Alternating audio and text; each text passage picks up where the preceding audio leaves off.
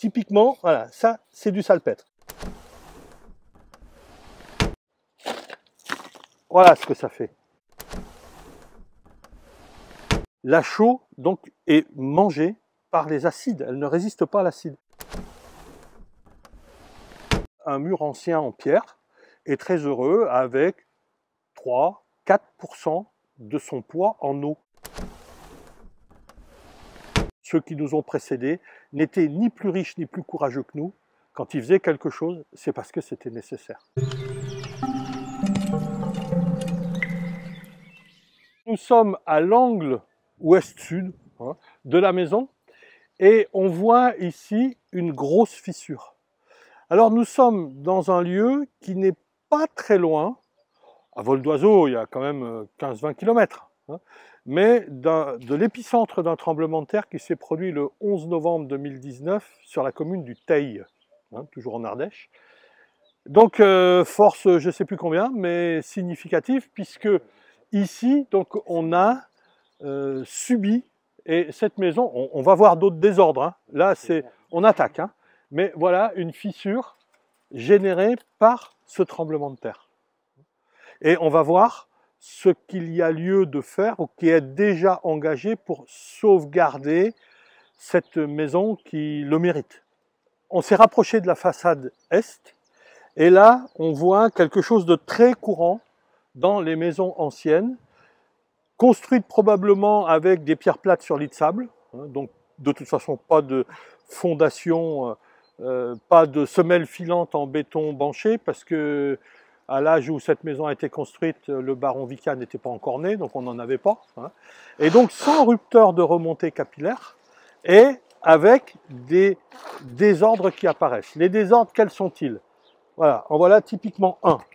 Voilà, je vais tirer un peu. Voilà, ça. Et là, si je continue, j'y vais à la main. Les propriétaires avaient horreur de voir les choses se dégrader. Et ici, ça sonne creux, donc voilà, je ne vais pas m'arracher tous les ongles quand même.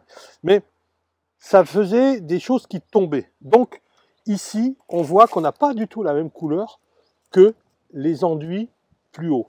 Donc ça a été fait il y a peut-être 20, 30, 40, 50 ans, difficile à dater. Ça a été fait au ciment Portland. Ça a été posé contre la paroi, en pied, puisque on avait des remontées capillaires. Donc pour ceux qui voudraient savoir comment ça marche, j'ai plein de vidéos, d'articles là-dessus. Ces remontées capillaires s'évaporent. On a des effluorescences qui sont là, qui sont ce qu'on appelle le salpêtre. Donc on n'aimait pas voir ça. Donc on dit, ah, je veux pas voir ça, il faut faire quelque chose. Bonjour monsieur le maçon, qu'est-ce que tu peux faire pour moi?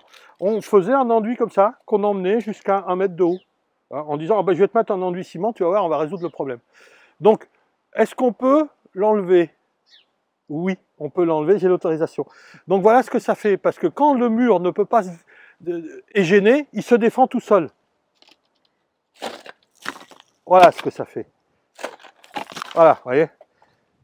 Pourquoi ça fait ça? Tout simplement parce que là, vous voyez, l'ancien enduit qui était là, qui lui est plus tendre, se trouve être dégradé parce qu'on a des remontées capillaires qui remontent. Elle s'expanse derrière. Ça fait de l'eau qui stagne ici. Pour peu qu'on ait un petit coup de gel de temps en temps, même si ce n'est pas forcément courant, on a un décollement et petit à petit, ça tombe. Alors pour résoudre ça, les gens se sont dit, il faut qu'on draine. Alors ici, pour le même prix, on en a deux. Manifestement, quand on draine en pied de mur une maison comme celle-ci, de toute façon, on ne résout pas le problème, voire on peut générer d'autres pathologies, mais on ne va pas faire un cours là maintenant. Voilà, je souhaitais vous faire voir ça. Donc un drain qui est là, qui est trop près du mur. Ici, un enduit au ciment Portland qui a été fait, qui a absolument pas résolu le problème, mais on a généré plein d'autres. Et on a un renvoi vers le bas sous forme d'une espèce de cunette, un renvoi un petit peu en glacis. Et là, c'est pareil, c'est au ciment Portland et c'est dosé. Mais on n'a pas résolu le problème.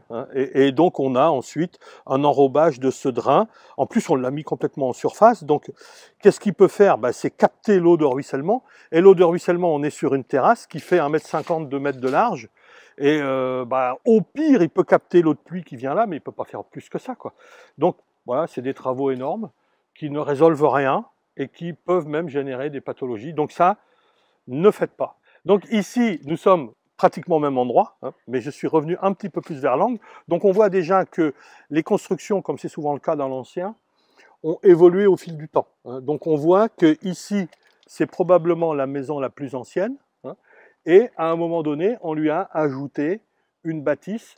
Donc on n'a pas du tout le même type de maçonnage. Ici, on a une pierre beaucoup plus petite, moins noble. Hein. On voit ici, voilà, je vous parlais du salpêtre tout à l'heure. Typiquement, voilà, ça c'est du salpêtre. Ça, c'est donc de l'évaporation qui s'est produite là. Les eaux de remontée capillaire sont chargées en minéralité. Elles s'évaporent, elles déposent leurs minéraux, principalement nitrate, potasse, phosphate, et ça nous donne cet aspect-là. Et comme les gens n'aimaient pas voir ça, comme en plus, parfois, quand on a des chiens, ils viennent lécher ça et c'est toxique, eh bien, les gens disaient, il faut me résoudre ce problème. Et par contre, ce qui est excellent, c'est de laisser cette eau s'évaporer, parce que le mur en a besoin, mais en quantité limitée et maîtrisée, parce que les nitrates, au contact de l'air, deviennent des nitrites, et c'est un acide. Et les acides mangent la chaux. Et là, ce mur-là a été monté, donc c'était une maison de grande qualité, parce que souvent les maisons autrefois étaient montées à la terre. Ici, on a un mortier dans lequel il y a de la chaux. La chaux, donc, est mangée par les acides. Elle ne résiste pas à l'acide. Donc, le fait de bloquer les remontées capillaires là, en espérant qu'on n'aura plus de problème, l'eau, elle monte, sous l'effet de ce qu'on appelle la loi de Jurin, qui est plus connue par l'effet mèche. Hein, on met une mèche dans l'eau, ça monte. Hein. Ça, c'est la loi de Jurin. Eh bien, cette eau continue à monter, et au contact de l'air, petit à petit, le nitrate, qui n'a pas réussi à s'évacuer sous forme d'efflorescence comme ça, devient un acide, et ça peut arriver à gêner le bon fonctionnement du mur, voire à attaquer la structure. Et donc ce que l'on voit ici, vous voyez, là on a des enduits à la chaux. Alors pourquoi on est passé petit à petit, vous voyez, par rapport à l'enduit ciment, vous voyez que ça part beaucoup moins en grandes plaques.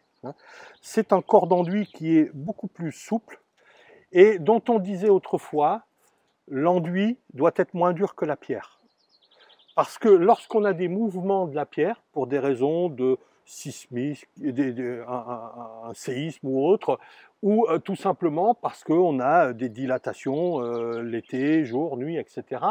Si on a donc une pierre qui bouge, ne bouge pas au même rythme que la chaux, que l'enduit, pardon, eh bien, il faut que ce soit l'enduit qui lâche et pas le calcin de la pierre. Et donc, cet enduit qui lâche, petit à petit, il s'en va. Et les enduits à la chaux, tous les 60, 80, 100 ans, il fallait refaire le corps d'enduit. On le voit. Là, on a le corps d'enduit.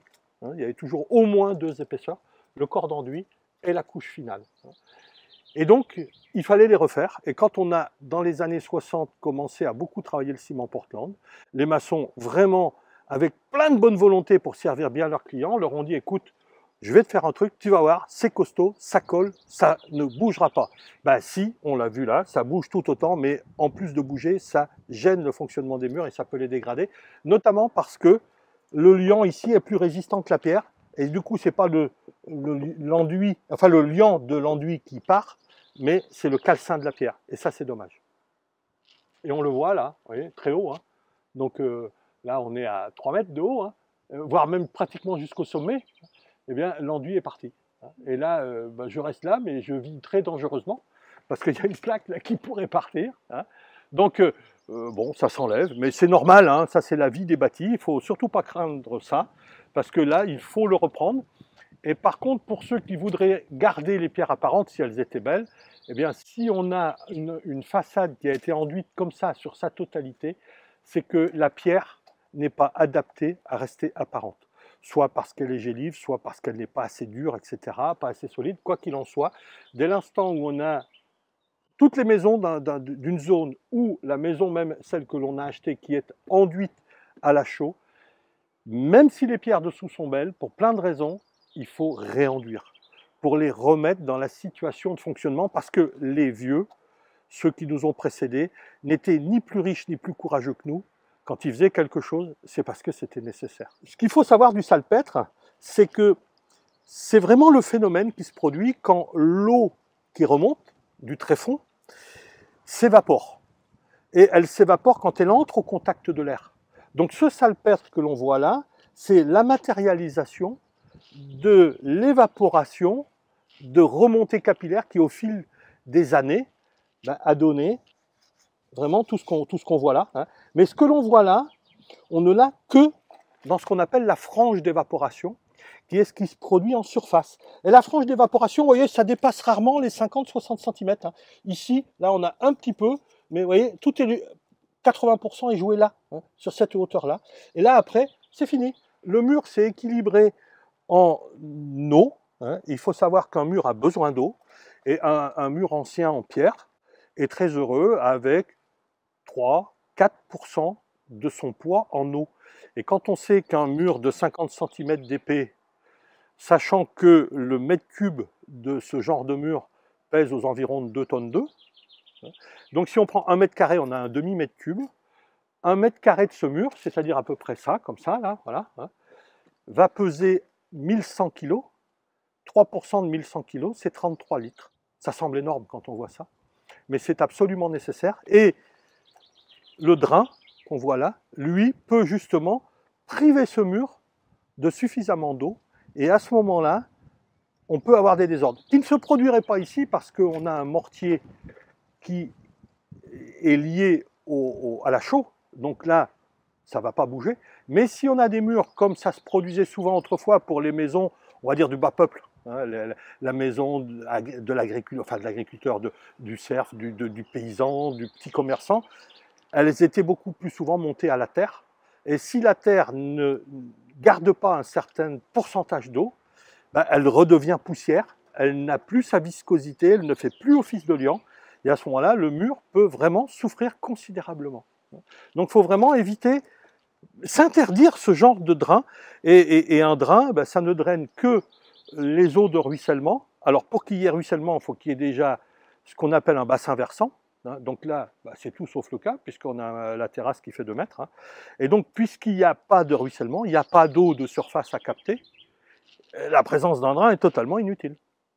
Donc c'est une ressource qu'on consomme bêtement, c'est des dépenses que l'on fait inutilement, ça ne résout absolument rien quant à la présence du salpêtre, et ça peut perturber le fonctionnement du mur. Alors pour clore sur le salpêtre, cette eau qui est dans l'épaisseur du mur, elle contient toujours sa minéralité, laquelle ne pose absolument aucun problème. Nous, quand on boit de l'eau, si on buvait de l'eau du puits d'ici, puisqu'il y a un puits sur ce terrain, eh bien, on boirait de l'eau qui contiennent tous les minéraux qu'on voit là.